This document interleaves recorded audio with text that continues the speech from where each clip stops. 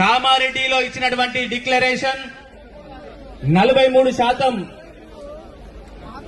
42% చట్టబద్ధత కల్పించే స్థానిక సంస్థల ఎన్నికలకు వెళ్తామని, అదేవిధంగా విద్యా ఉద్యోగాల్లో చట్టబద్ధత అమలు చేస్తామని స్పష్టమైన హామీ ఇవ్వడం జరిగింది. సంవత్సరాల కాలంగా ఇక్కడ ఉన్నటువంటి ప్రజాప్రతినిధులు అందరూ కూడా గమనిస్తా ఉన్నారు. ఆ సందర్భంలో ఒక సంవత్సర కాలంగా బీసీపీఎఫ్ నాయకులము రాష్ట్ర స్థాయిలో ఎంపీటీసీల సంఘం, సర్పంచుల సంఘం రెండు కూడా కూర్చొని చర్చించి మనం ఒక వేదిక ఏర్పాటు చేయాలి. గతంలో 20, 30, 40 సంవత్సరాలుగా రాష్ట్రంలో ఉన్నటువంటి కుల సంఘ నాయకులు, రాజకీయాల్లో ఉన్నటువంటి బీసీ నాయకులు అనేక పోరాటాలు చేస్తూ వస్తున్నారు.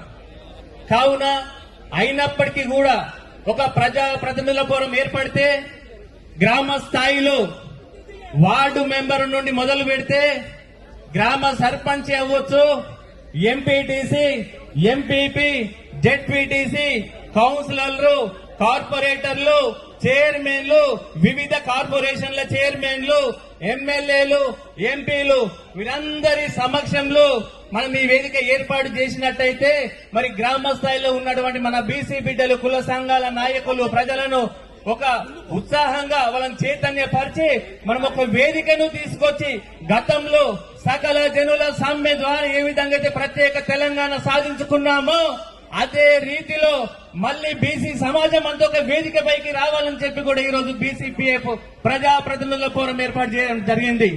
ఈ సందర్భంగా ఈ రోజు మరి మొన్న చూసినాం మనం, గతంలో శాసనసభలో 2 తీర్మానాలు కూడా చేసి కేంద్రానికి రాష్ట్రపతి ఆమోదానికి పంపడం జరిగింది.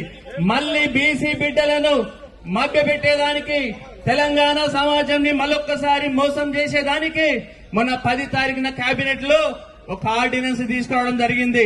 మనకు తెలియదా, గతంలో బీహార్ లో గాని, హిమాచల్ ప్రదేశ్ లో గాని, మహారాష్ట్రలో గాని గత ప్రభుత్వంలో తీసినటువంటి జీవోను కూడా కోర్టులో రద్దు చేసినటువంటి సంగతి మనకు తెలిసిందే. మరి ఇవన్నీ తెలిసిన కాంగ్రెస్ నాయకులు మరి బీసీ డిక్లరేషన్ చట్టబద్ధత చేస్తామని స్పష్టమైన హామీ ఇచ్చి ఈ రోజు విస్మరించడం జరుగుతుంది.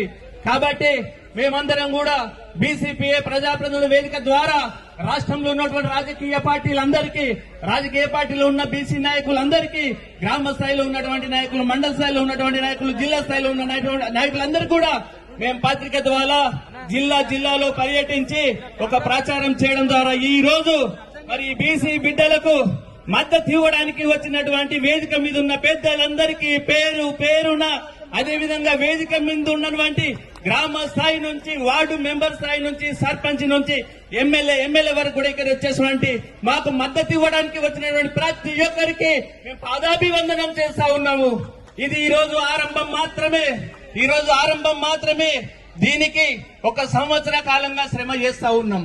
వెనకాల ఎవరెవరు సహకారం ఉంది, ఏ విధంగా సహకారం తీసుకున్నాము, కౌలు కళాకారులు, మేధావులు, అన్ని రాజకీయ నాయక పార్టీలతో, బీసీ సంఘాలతో చర్చించిన తర్వాత ఒక నిర్ణయానికి వచ్చాము. కాబట్టి తర్వాత సమయం తీసుకొని మనకి ఎవరెవరు సహకారం చేశారు, ఏ విధంగా ముందుకెళ్తున్నాం కూడా వివరిస్తాము. కావున ముందుగా సభ ప్రారంభించుకునే ముందు రాష్ట్ర ఎంపీటీసీల సంఘం పక్షాన రాష్ట్ర ప్రధాన కార్యదర్శి దేవి రవీందర్ గారిని 2 నిమిషాలు మాట్లాడవలసిందిగా కోరుతున్నాం. మరి వేదికపై పెద్దలు ఎక్కువ ఉన్నారు కాబట్టి మనం అందరం కూడా ఎక్కువ సమయం తీసుకోకుండా 2 నిమిషాలు మాత్రమే.